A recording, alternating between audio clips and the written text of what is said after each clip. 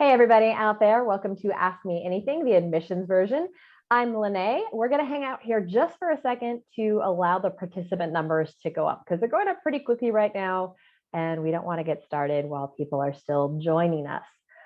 So if you'd like, up in chat, you can say howdy and where you're joining us from. We always love to know a little bit about our students, even if it's just like who you are and maybe what state or country you are currently residing or just hanging out in.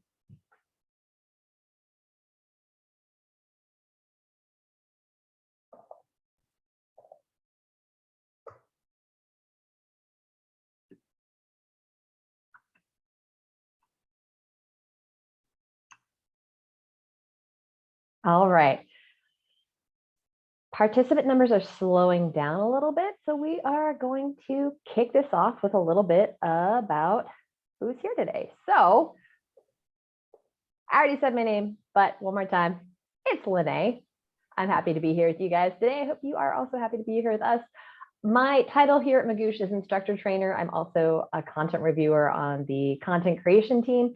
For the last 15 years, I've worked in admissions in some capacity. So that is from test prep all the way through undergrad and graduate application submission. I have held hundreds of people's hands throughout each step on their journey through that transitional space, either from high school to undergrad or undergrad to graduate school, or even people who are in careers and they want to change. So they've maybe been out of school for a while, they've been in the workforce, and now they really want to transition from the workforce onto an MA or a PhD.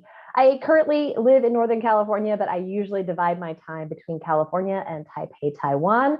I'm looking forward to getting back there, although it's going to be very hot in the summer. When I'm not teaching, I seek out all kinds of opportunity to travel or just explore whatever region I happen to be in. Obviously not doing as much of that in the last couple of years, but hoping to get back to it. I'm not alone today. My colleague's with me, Kelsey, and I'm going to let her introduce herself to you guys as well. Hi guys, I am Kelsey and I am going to be helping with the chat a little bit today to help get our questions funneled the way that we need to have them to make sure that we can answer as many of your questions as we possibly can in the time that we've got. So I have a little bit of a different background. I'm used to helping younger kids go through their educational goals. I'm a public school teacher formerly, but I've just got into a PhD program. And so I'm excited to use my experience and help you guys kind of navigate that process that I've just gone through as well.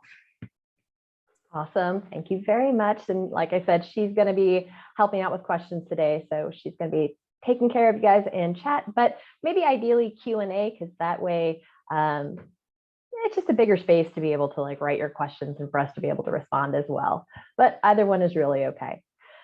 Just a little bit of housekeeping before we get started. So today's session will be recorded for those who are not able to attend and those who'd like to review what we covered. This session is unique. It's kind of cool because usually it's a lot of me telling you about, whatever it is I happen to be instructing that day. But this is about supporting you. So we will have a few FAQs we might cover. However, most of this session is devoted to responding to the questions that you'll share with us in Q&A. If we don't get to your question, you can email us anytime at help@magoosh.com. So we're going to dive right in with any questions you guys might have. And while you guys are thinking of questions, if you don't have them sort of like ready to go in this moment, I'm going to kick it off with one of our most frequently asked questions, which is statement of purposes and personal statement. What is the difference? Well, they're actually quite similar, but there are some differences that are good for students to know, and especially if you are looking at writing one versus the other. A statement of purpose focuses on what you want to do through details like your academic background, your strengths, your accomplishments, the research that you've done, right? Your research interests in the past and in the future. You are going to share your motivation and experience, and that motivation and experience, the purpose of it is to demonstrate fit for the program. They're typically about 2 pages in length, and they tend to be more formal in tone. So that's kind of the deal with SOPs. If you are applying to a PhD program or a research-heavy master's program, it's likely that you'll be asked to write a statement of purpose. A personal statement, on the other hand, that focuses on why you are pursuing graduate study. And it's going to focus on why you're pursuing graduate study through details like your personal motivations or inspirations, or people who've inspired you, events in your life that have inspired you, how the interest in this field has developed. And that usually directly links back to those motivations and inspirations. Relevant personal academic experiences or challenges you faced. These are a little shorter. They're typically 1 to 1.5 pages. And because you are really sharing a personal narrative, the language of these tends to be a little less formal. So that's kind of the quick and the dirty on the difference between personal statements and statement of purposes. That's a question we frequently get. So that's just something I wanted to kick it off with while you guys are thinking of questions. But we're going to go back now and see, Kelsey, what we got. Yeah, so it looks like our first question is, what difference does it make if you apply to round 1 versus round 2 for top business schools? Oh my goodness. You know what? I got a slide for you. Ready for this? For everybody applicants, is it better to apply in round 1 or round 2? This is also a frequently asked question, so I have prepared an answer for you. Okay, if you're hoping for a solid round 1 versus round 2 answer, that's not something I can give you because that really depends on your personal situation. So there are some arguments for round 1. There is no significant difference between the two of them, but you do have these personal considerations, and that's why I was just mentioning there are some arguments about round 1, and that is because round 1 tends to have more spaces available for applicants. Another thing to consider is if you're reapplying and you were rejected from round 2 when you applied in the previous rounds, then applying to round 1 when there are more spaces available, that might be advantageous. But round 2 is also a good choice if you need a few more months to build upon your work experience. So maybe you are working on a project and that project is going to be really essential in your development and you don't necessarily have the experience from that project yet, but you will within a few months, and that'd be great to share in terms of what makes you a good fit for an MBA. So that might be a consideration. Or if your GMAT or GRE scores are not where you want them to be yet. So that is something to consider. You don't want to apply in round 1 if you feel like your scores are not necessarily going to be as competitive as you'd like them to be. So it really does depend on your personal situation, but there's no difference really in round 1 or round 2 that would indicate you have, a much better chance in one versus the other. That's a great question. All right. What else we got? So we've got GMAT preparation here. So nearly 20 years since we've been in a math class, it seems, and aiming to test in September using Magoosh, which is great for the fall application season is when we're looking. So when do you think would be the best time to engage with a tutor or a coach to help with test strategy for the GMAT? That is another great question. I'm going to say that really depends. If you've been out of school that long, my follow-up question would be, when have you taken a practice GMAT anytime soon, like a full-length practice GMAT to get a sense of your baseline scores? Because if your scores really show a lot of content weaknesses, when you were working through the problems, you felt like, wow, I don't even remember this math. I didn't know this math even existed. That is something that's going to indicate that you might want to start working with a tutor earlier to help you help you kind of build out a schedule and focus on what your weaknesses are.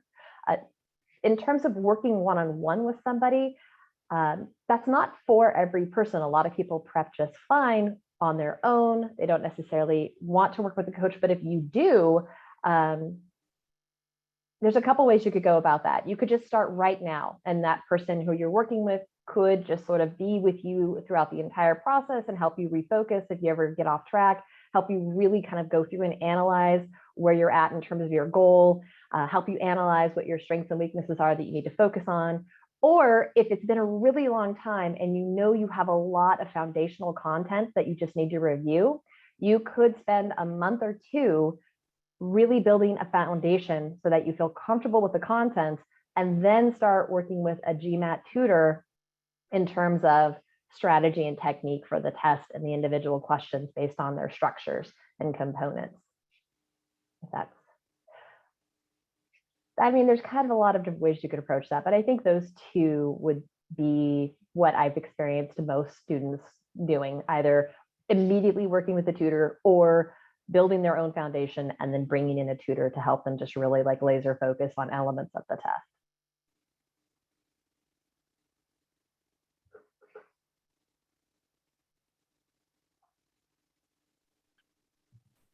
All right, so it's like we've got, do relevant certifications matter in case a person has less work experience for what they're applying for? I think your key word there is relevant. It's hard to know exactly how to answer that question because there are some programs that you will just have certain prerequisites that you have to hit, but there are a lot of ways in which experiences can make up for certain requirements or certain academic requirements. That is something that the essays can really help you with because, you know, if you think about all of your life experience and the skills that you developed in the workplace or in volunteering experiences, whether it be working with teams or showing that you're able to work within deadlines and execute effectively, then you can spin a lot of your experience as relevant experience because you're trying to show that you are ready for the rigor of graduate study. You don't necessarily have to have academic experience to show that you're ready for the intensity of that study. You can show that you have built skills and are ready for that through other life experience. So one of the things is just really think expansively and don't limit yourself to a certain number of check boxes. I mean, sometimes you have to because some programs are really specific about what you have to do before you're qualified, but others are a little bit more open-ended. And then it's sort of you explaining why it is that your experience has prepared you for this next step in your educational path.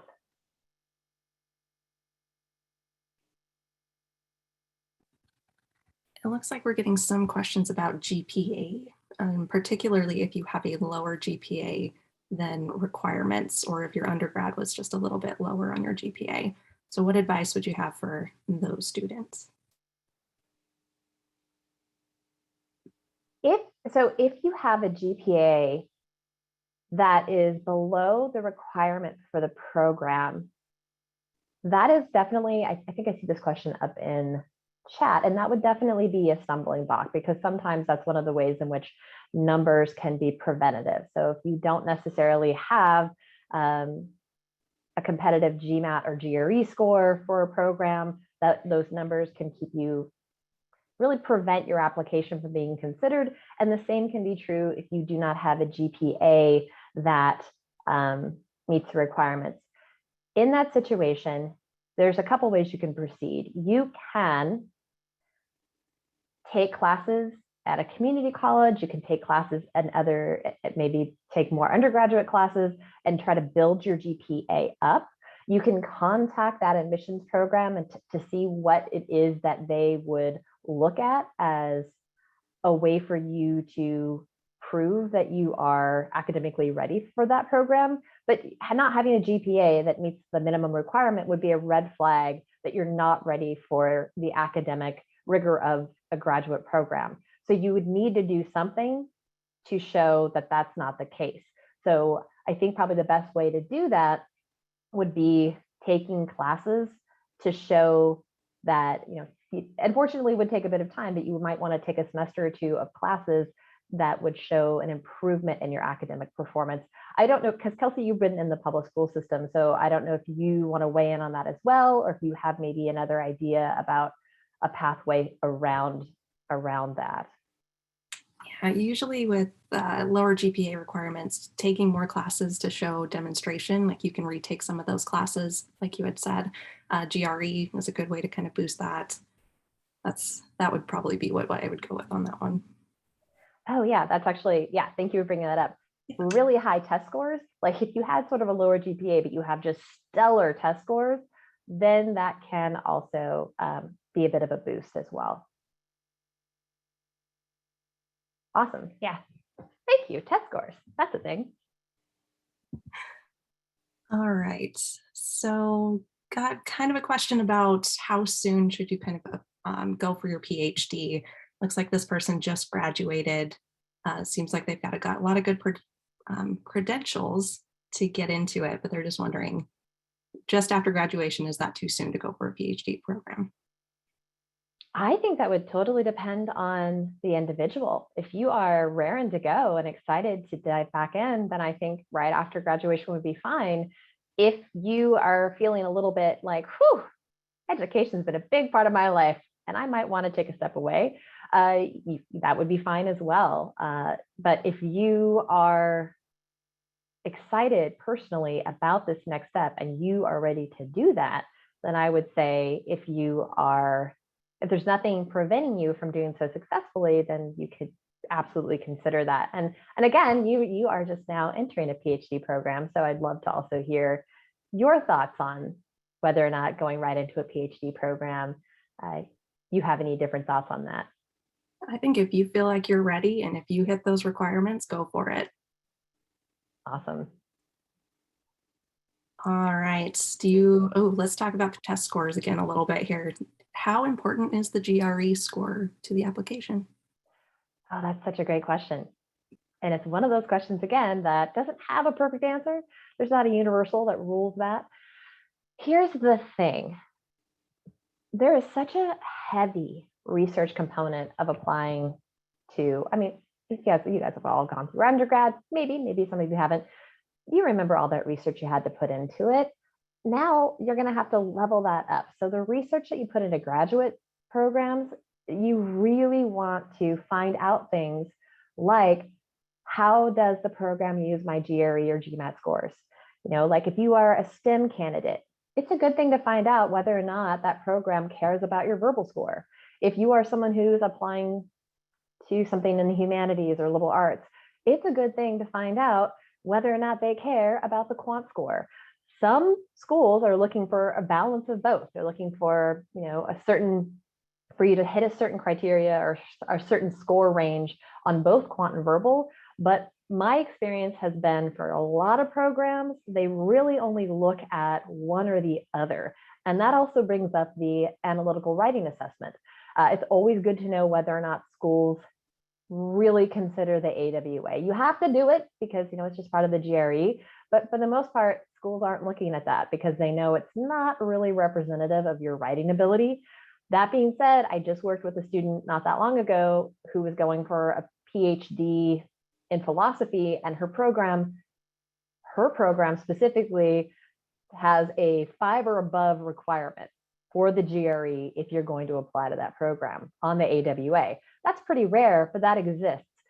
So each of these schools, they do whatever they want. There's no, it's the Wild West out there when it comes to scores. Schools get to use them however they want to use them. So you need to know, usually through contacting the admissions department, how, unless you can find that information on the website, but honestly, I feel like it's usually almost always a conversation you have to have.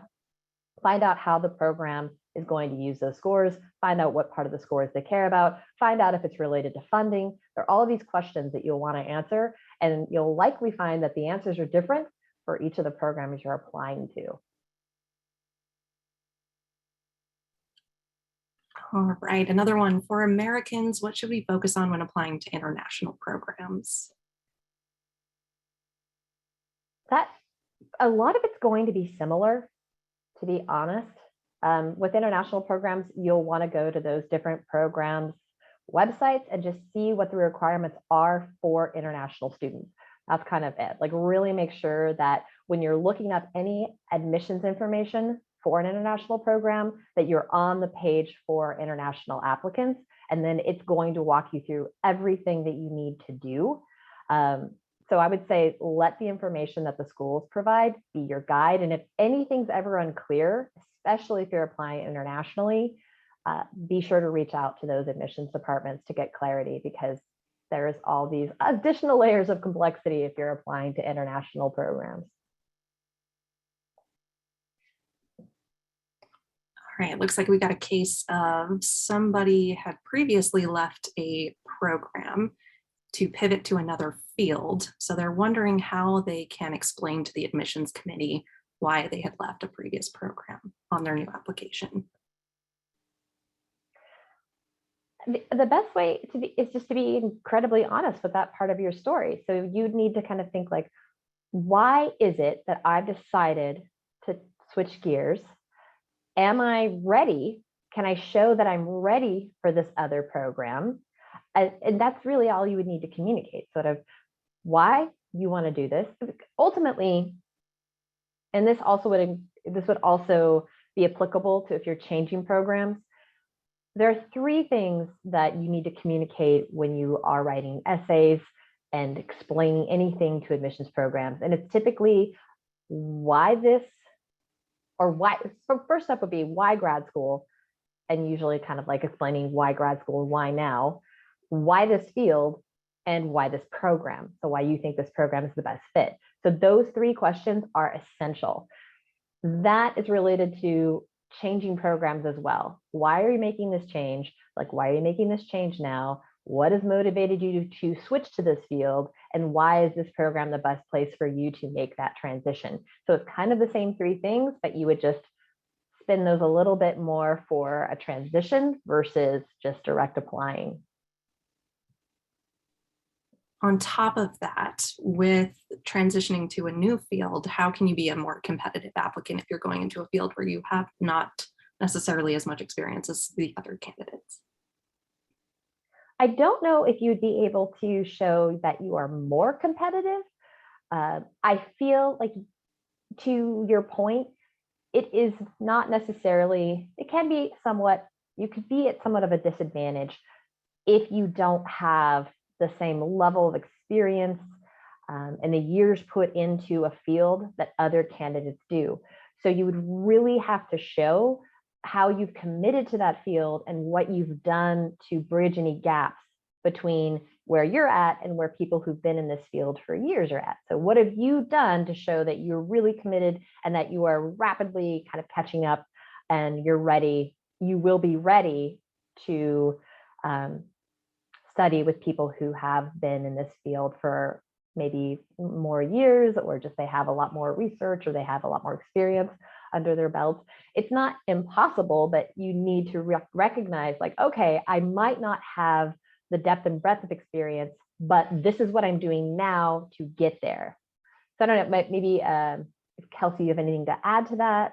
I think it's honestly, a lot of it is kind of what we were talking about before. When you have a lower GPA, if you don't have the things that you need to feel competitive, you have to do what you need to do to show that you're making up for it or you're bridging those gaps and so on.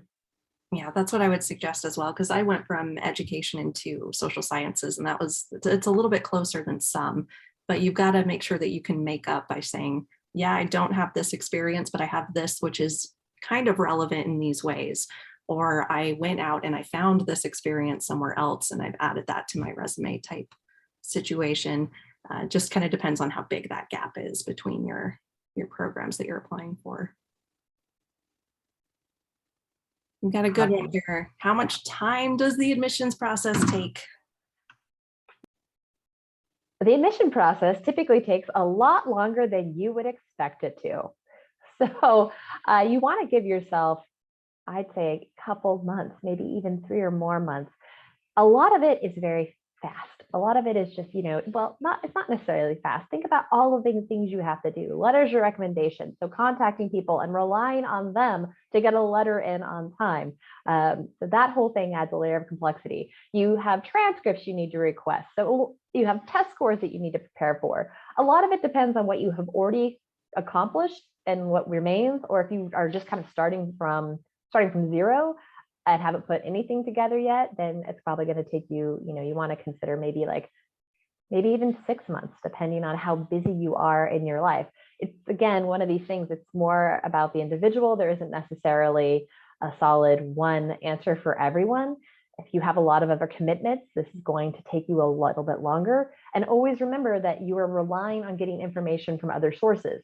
So you have to factor in that you can't necessarily have a letter of recommendation tomorrow. You have to really reach out to that person, reestablish a relationship sometimes, remind them of what it was like to work with them, then get their information. And also, the essays take a while, a lot longer than you'd think. The essays will probably take you longer than any other component of your application. And this is something I would love for Kelsey to weigh in on because she just went through this process. So it would be awesome to also hear from you because you just did this recently. I did. Yeah, I gave myself 6 months just to make sure that I could get everything in and make sure that I can really get everything polished up. Particularly test scores, you want to be careful with, like taking those standardized tests. You want to make sure you leave yourself enough room to take the test again if you don't get the scores that you want. Make sure you're really paying attention to those reporting dates and time frames that they have to make sure that you're fitting within those. Letters of recommendation, get those in as soon as possible. Try to reach out to those people as soon as possible. It takes a long time. In your essays, you will revise those over and over and over and over and over again and scrap a lot of essays. And so you want to make sure that you give yourself plenty of time. And you're surprised at how long it takes to actually research all of the programs and find all of the requirements through the different websites and where you want to go. So make sure you give yourself plenty of time. So with the PhD program, I was giving myself 6 months. I started in June and my deadlines were in December. But you want to kind of go with based on how many programs you're applying to, all of the requirements that you're going to want to include. If you need standardized scores, those kind of things, play those into some of your timelines a little bit there as well. Yeah, that's 100%. That's awesome. All right, let's see. We've got, does attending a summer school in a foreign country strengthen a CV? That's a really great question. It would really depend on what you got out of that program. I wouldn't just say going abroad would necessarily strengthen your CV, but what would strengthen your CV is if that program provided you with the opportunity to build on skills that that show that that was a real important time of growth for you. So I would say maybe, usually these types of things do help us build and grow a skill set. And so yes, if in fact you are really learning something that's going to help you as you proceed down the road in the future, but it would depend entirely on what you do in that program and whether or not the skills you gain are applicable to the graduate program you're interested in. But if you think about it in terms of just well-rounded, showing that you have international experience in some capacity does bring an element of, I wouldn't necessarily say it's going to make your CV like stand out from a whole bunch of other CVs, but it does show that you've had experiences that are going to be in some capacity broadening of the mind.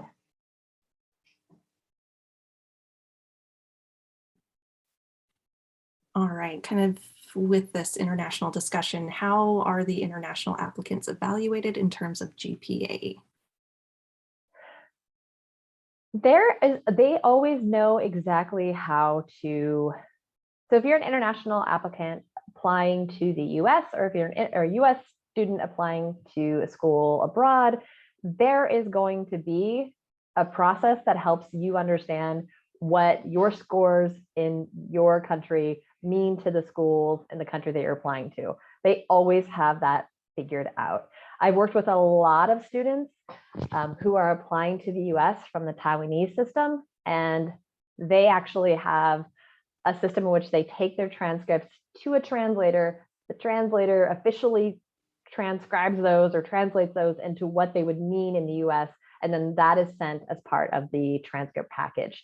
So wherever you're applying, they will have a way, and you'll have to learn what that process is. And usually it's a couple of steps, and so you really want to be sure, like, what do I need to do? But there will be a way for them to interpret your GPAs. How much volunteer experience actually matters on the application or on your CV? That is a great question. I don't know to what extent it matters, because again, there are thousands of programs out there. Some of those programs might look at volunteer experience more than others. It might show that you sort of, if you're if they're looking at your application holistically, volunteer experience gives admissions committees a greater sense of who you are, what you're passionate about. That can be a good thing. But I wouldn't necessarily say that, a volunteer time bucket is helpful unless it's something that you can use for a purpose in your application packages. So just volunteer time, they will see that and they'll see your interests. But if it were something that you were going to use in your essay, you'd want to make sure that that experience was applicable to the program or relevant to why it is that you are pursuing this field or even this school, something along those lines.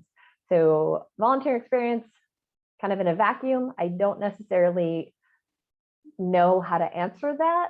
But if you have volunteer experience that shows a long-term commitment and growth to something, then that will show admissions, sort of not only are you committed and you've developed and you've sort of stuck with something that you were passionate about, but it'll also give them a sense of what your interests are.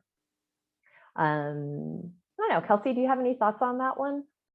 I think it depends on relevancy and just if it really shows part of your character. I mean, obviously volunteer experience is always a good thing to add to a CV or to a resume.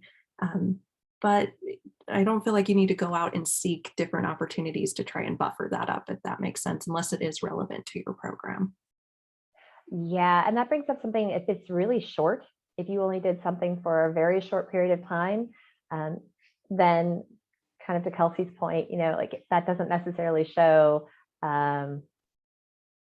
You want to make sure things don't appear to be fluff. Like you don't want to, because there's limited space anyway. So if there was something that you didn't really get a lot out of, but you spent some time volunteering, but it wasn't even something that you were that interested in, that's the kind of thing that probably isn't going to come across as really all that beneficial. But if it is something that you have dedicated a lot of time to over the years, then I think, yes, then that absolutely is going to look great on your CV. So we got a question about applying to more than one program at the same university. Is that going to impact admissions chances at all? In my experience with students who are applying to different programs, there is no overlap. So my experience with this, when I've had students and I've worked with them as a coach, applying to one school, but applying to two different programs, it's really almost as if they're applying to two different schools.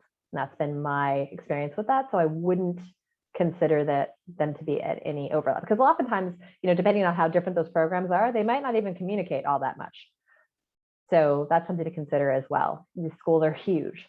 One program might really not know what's going on with the other. And if there is overlap, it's still, they have different admissions committees, different priorities in terms of who they're looking to admit. And so I think the best way to consider that is almost as if it's two entirely separate programs at two entirely separate schools, even though it's two programs in the same school. Okay. If our GMAT or GRE scores are not as high, could having a professional designation such as a CFA or a CFP be additive in admissions, demonstrating your quantitative readiness? If you're able to show quantitative readiness through another capacity, as long as the school knows how to interpret that certification. So as long as it's something that they see and the people in the admissions committee feel like that it demonstrates an ability that maybe the GRE or GMAT doesn't demonstrate. So yes, that could be helpful. I mean, anything that ultimately shows you have skills in a particular capacity is helpful. So if you don't necessarily have a higher score, but you have certifications that demonstrate that you've had to obviously have done the work and have the ability to do the work because you're certified, that would be somewhat helpful. Another thing is that oftentimes, a GPA that is higher on your transcripts, if you have really high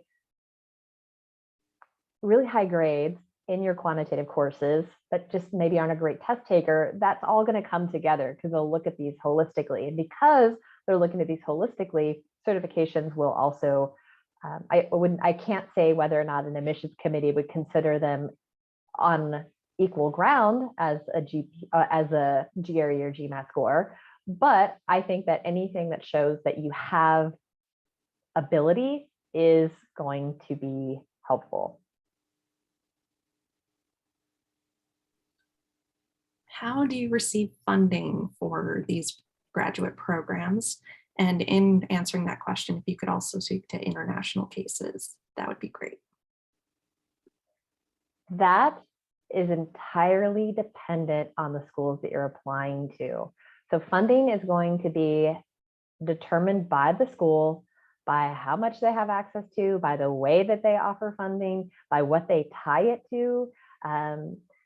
In terms of international applicants, usually they are considered separately from domestic applicants. So you're sort of in different buckets, which is kind of a good thing because they'll have sort of resources allocated for international students and resources allocated for domestic students for the most part.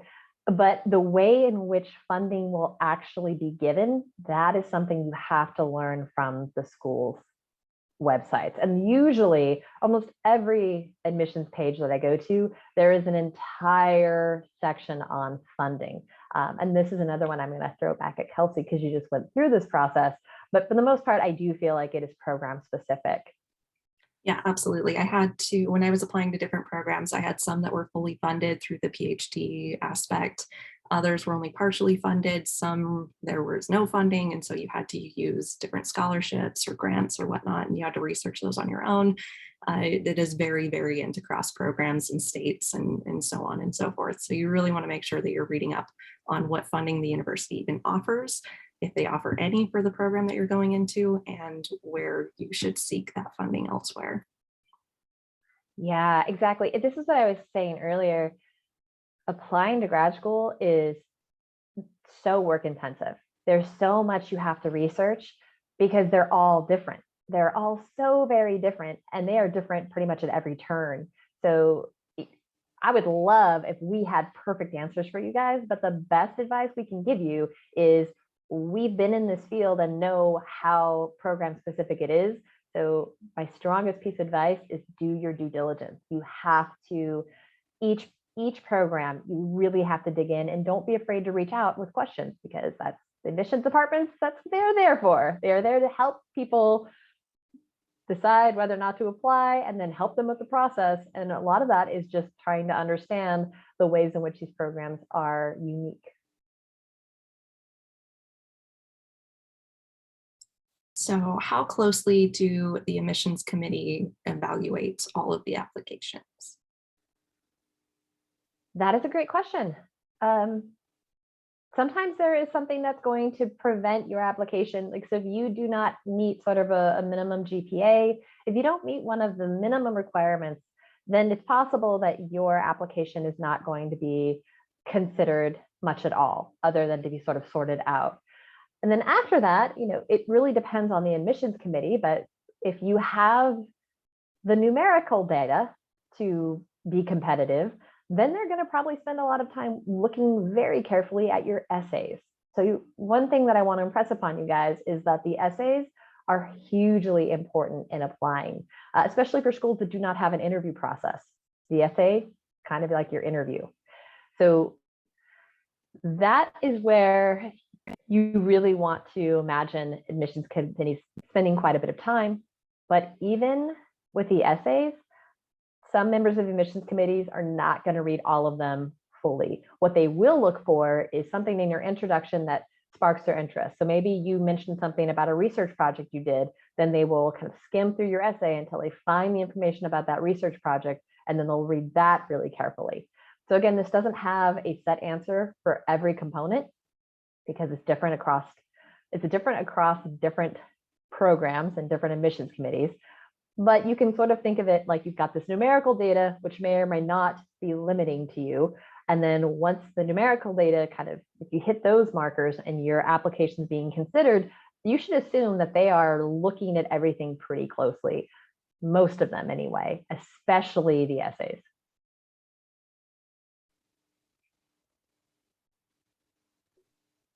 All right, so let's go to if you're applying on the PTCAS, I'm not quite sure what that one is, but where the essay prompt changes after every cycle, how do you prepare for the essay? I'm actually not sure what that is either. So I don't want to weigh in on something that acronym is not familiar to me. Is it, I don't know. I'm not sure if it's in the field of like physician's assistants or physical therapy. And I don't want to, what I would love is if maybe we could get a clarifying on what the acronym is or what that program is. Because again, I don't necessarily want to provide advice that I don't feel confident about. Physical therapy grad school application. So I guess just if the essay is just changing, what do we do with that one? But if the essay is changing, is that just that the prompt changes every time? So every It looks time like there's a different, what I would imagine is that you would just make sure that the prompt during your round of applications, that would be the only prompt that is applicable to you. So unfortunately, any of the prior prompts wouldn't necessarily be useful.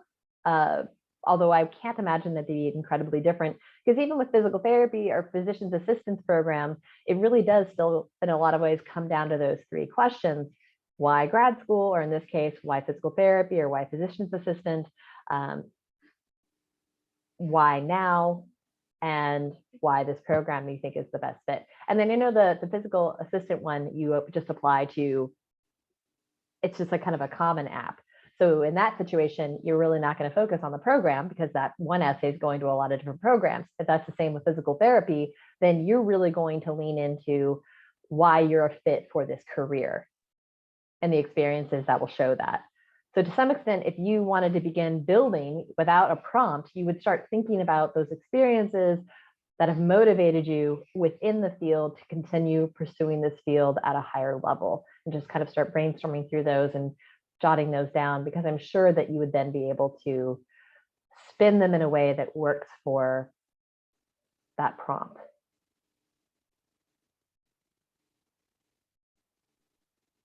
when making your list of schools that you're going to apply to, how important are rankings? I don't necessarily know if rankings are important unless you are concerned with rankings. But even then, I would tell you to try to lean away from rankings. When you're making your list of schools, I would say focus on fit. Focus on the program that you feel like you will get the most out of, regardless of its ranking. You want this to be an experience that you feel really prepares you for what you want to do next. So be looking at that. What programs have the specific trajectory that you want to be on to expand either into, into more education or into a career? So I'm curious if Kelsey, you agree with me on that one, or if you have a different thought on it. I think it's kind of your purpose. I didn't look at rankings when I was applying. I looked at research fit because of the PhD focus. That was really more important to me than the school ranking. But somebody who's also coming from the field already that I was kind of in, they didn't really care too much on my work applications, which schools I had attended. It was more my experience that I had gone through school and whatnot. So it just kind of depends on your purpose. If that's going to be important to you, then go for it. But I would say probably in general, I would steer away from those as well. Yeah, I agree. There's so few careers now where that really is something that people consider. I'm not going to lie to you, especially because I have lived abroad for many, many years. A lot of the time in the international market, the first question I'm asked is, where did I go to school? So it really depends on what you want to do. But I would say that in general, culturally, we're moving away from that in terms of the way that we think about education, particularly here, to some extent. Yeah, to some extent. Is there a general application checklist or a table template we could suggest to start building for an application process? I believe that we do have one. I would say this, I think we do offer that in some of our admissions classes that we're going to talk about in about 6 minutes here. But That's actually a really good question, especially if you'd like access to a template to send out to help@magoosh.com, because then you'd be able to be linked to whatever resource we have immediately.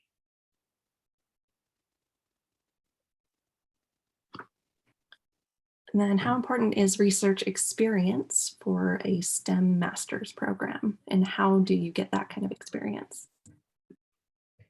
That's a great question. It really depends on the STEM master's program that you're applying to. They will usually tell you to what extent they're looking for you to already have a solid foundation in research experience. Oftentimes that research experience comes from opportunities in undergrad. That's oftentimes the way that people are able to do so. But in the workforce as well, you might have graduated and then begun to work in a lab or in a setting that is very research heavy. So that would be how you show you have that research experience. It would come through the projects you've worked on, the teams you've worked with, the work that you've done. Sometimes you get questions that are incredibly specific, as in like, what research did you do? What was the expected outcome? What did you guys do with those results? It would really depend on what that program is asking of you. So again, that's more of a program specific question, but if you feel that you are a little light on research, that's when you'll have to think more expansively about other experiences you've had that could be tantamount to the experience you get in a research lab. So if you've been a project manager, if you've worked with teams and developed relationships and really had to collaborate to reach a goal, all of that would count as skills that show that you are research ready. Now, some programs might be a little more rigid about that, and they might be like, we want to see, academic research experience, in which case those best opportunities probably would have been through undergrad, and then it would just be a matter of trying, if you felt light in that capacity, trying to find out a way to bridge that gap. And I know that would be harder because those experiences aren't necessarily ones that are easily accessible unless you're in the network. But for the most part, if you feel like you're light on something, think about the ways all of your life experience has given you skills that show that you can and are ready for what you'd be expected to do in a STEM program. I don't know, Kelsey, if you have any thoughts on that. A lot of it just has to do with whatever you bring to the table that shows you have the ability to perform what would be expected of you at that program. Yeah, I would agree with that. You definitely want to research. And again, kind of going back to what you had said earlier and what I had said earlier, it takes time. You got to research all these things for the different programs you're applying for. That is something that you'd want to reach out and talk to the faculty that you're going to be working with to see how important that is. Look at the requirements. Definitely look at the school itself to see how important that's going to be. So let's go to this other question here. I think this might be a good segue into our next section here as well. What type of applicants do we at Magoosh help? So I've got somebody who's asking, physician assistance programs, do we help those types of students? What kind of students do we help here at Magoosh? We help everybody.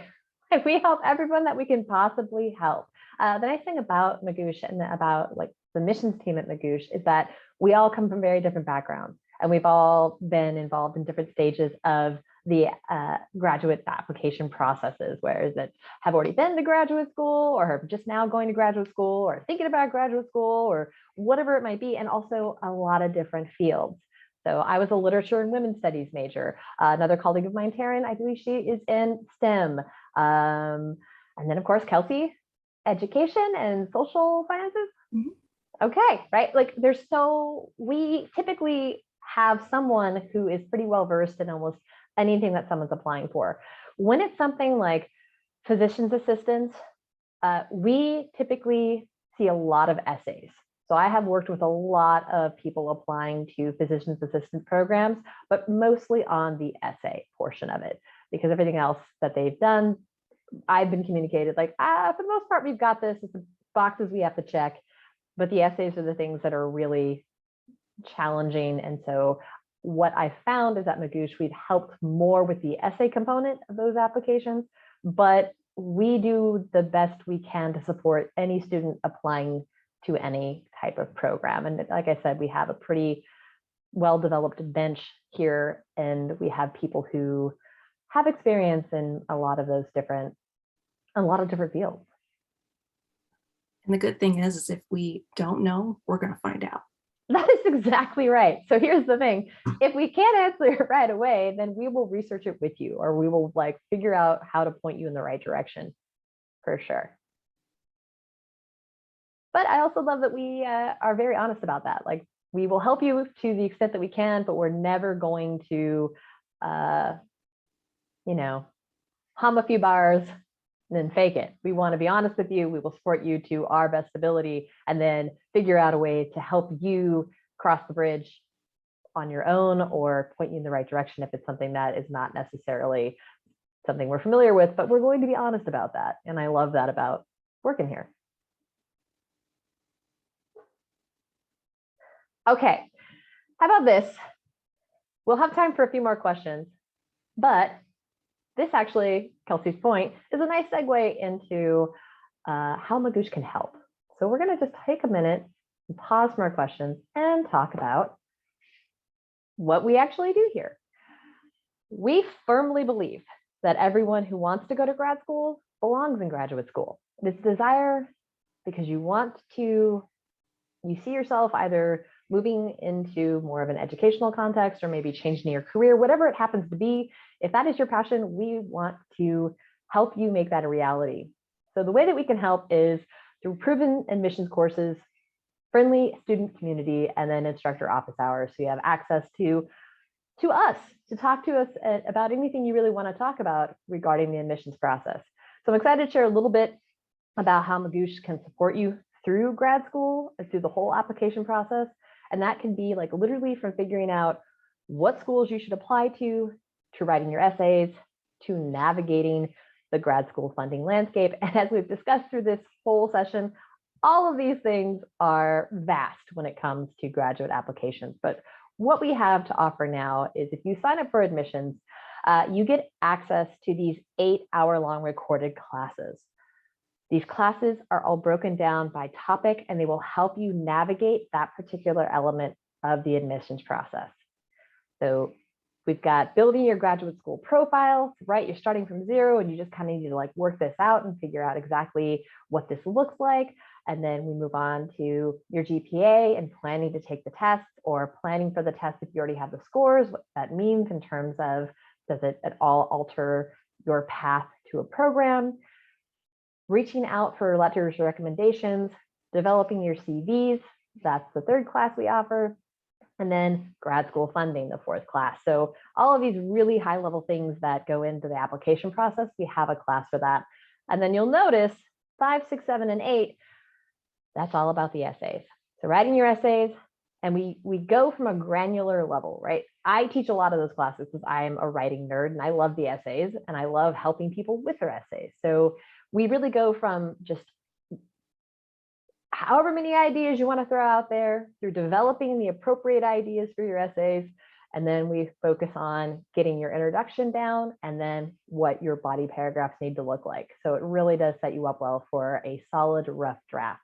And I do want to say that we do provide to members of our admissions cohorts, we provide them with student essay reviews. And you can find out more about that if you go to help@magoosh.com. So we are now offering essay review.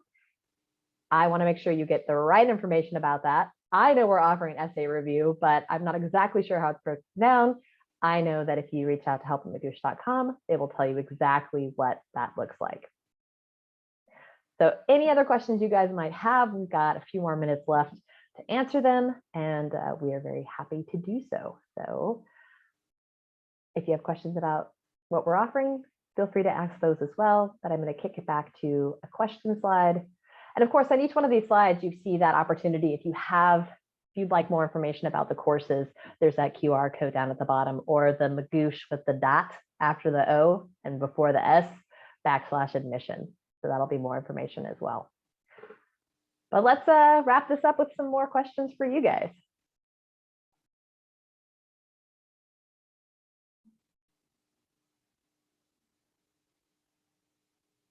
going back through to make sure I didn't miss anybody. I'm been trying to respond to some Oh, that's perfect. as well. I was quiet for a second and I was like, am I alone? I was like looking at I was like, I'm still on the internet and my computer's still plugged in. We're good. Okay, is it all pre-recorded or will we have an opportunity to work with people on our specific case? The classes are pre-recorded, but part of that, I'm going to remind y'all, instructor office hours. So instructor office hours is when like I will be in kind of a Zoom room waiting for people to come, first come, first serve basis. So if you were to watch a video and had questions about, like how that content would reflect your experience, then you could come to instructor office hours. It might be me, Jen, it might be Kelsey, any one of the admissions team members, and we would then help you with your specific questions in the office hours.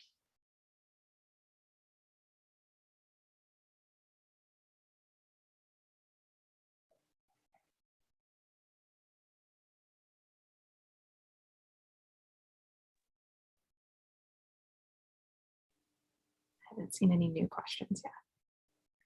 Oh, really? Huh. Oh, dang. All right. Well, what we could do? I've got a couple other that we didn't talk about in my slides, some of the more frequently asked questions.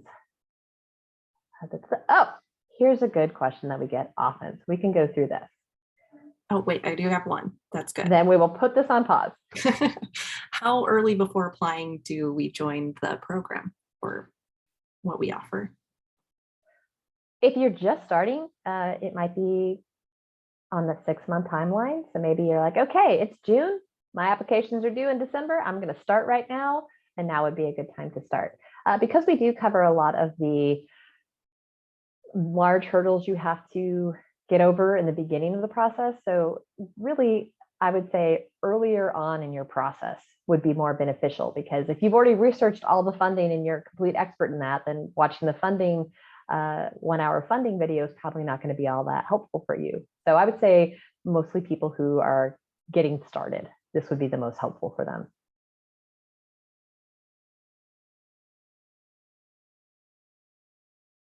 That being said, the essay videos, those last 5, or maybe kind of picking and choosing, like you've gotten started, but you need help with letters of recommendation. So I don't want to say full stop when you're getting started. In terms of all 8 videos, if you're just getting started, all 8 are going to be probably helpful for you. But if you're a little bit further on in the process, then you might really find the letter of recommendation and CV video helpful. You might find the last 4 videos about the essay really helpful. And that might be if you're later on in the process.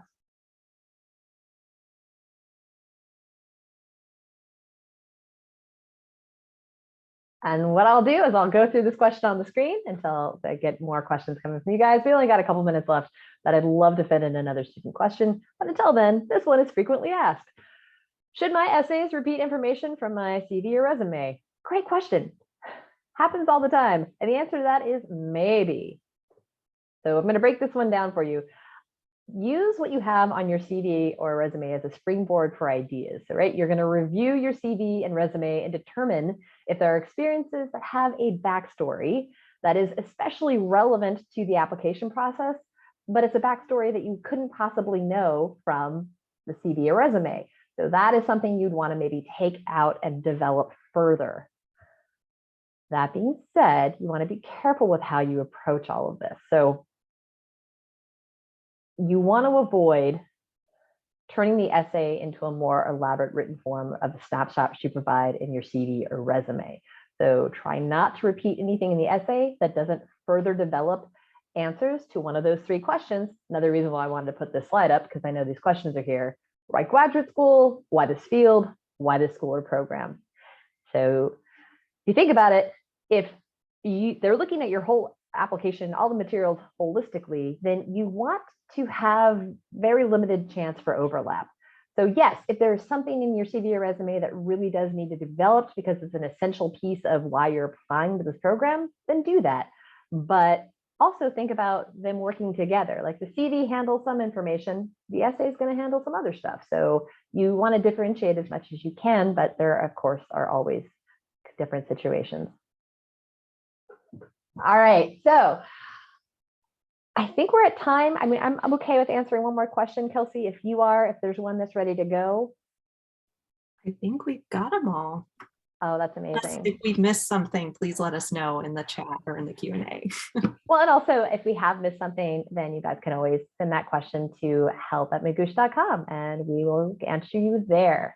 So everybody, you were amazing and awesome. Thank you so much for joining us today. This was great. Your questions were amazing. And Kelsey, thank you so much. You were such an amazing partner to have for this hour. And I loved it. Loved every minute of it. I mean, me too. This has been fun.